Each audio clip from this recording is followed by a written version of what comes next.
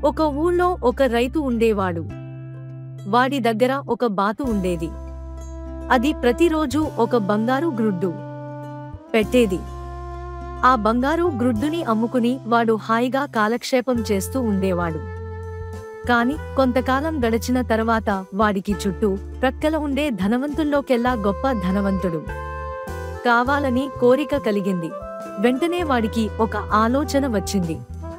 ఈ బాతు రోజు ఒక గ్రుడ్డు మాత్రమే ఇస్తోంది. దీని కడుపులో ఎన్నెన్ని గ్రుడ్లు ఉన్నాయో అవన్నీ నేను ఒకేసారి తీసుకుని గొప్ప ధనవంతుణ్ణి అవ్వచ్చు గదా. దాని కడుపు కోసేసి ఆ గ్రుడ్లన్నీ తీసేసుకుంటాను అని అనుకున్నాడు.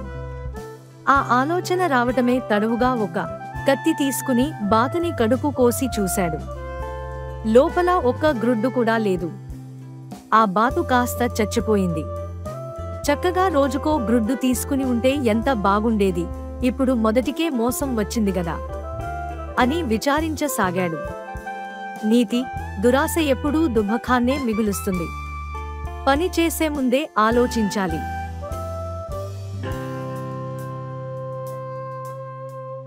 ఒక ఊళ్ళో ఒక రైతు ఉండేవాడు.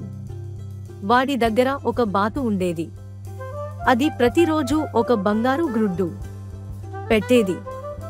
ఆ బంగారు గ్రుడ్డుని అమ్ముకుని వాడు హాయిగా కాలక్షేపం చేస్తూ ఉండేవాడు.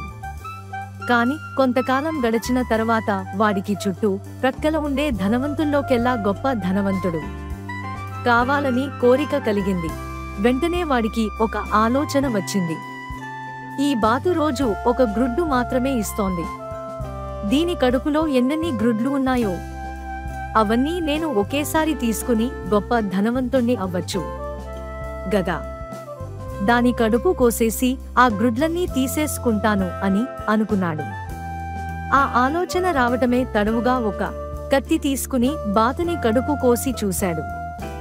లోపల ఒక్క గ్రుడ్డు కూడా లేదు. ఆ బాతు కాస్త చచ్చిపోయింది. చక్కగా రోజుకో గ్రుడ్డు తీసుకుని ఉంటే ఎంత బాగుండేది, ఇప్పుడు మొదటికే మోసం వచ్చింది గదా అని విచారించసాగాడు.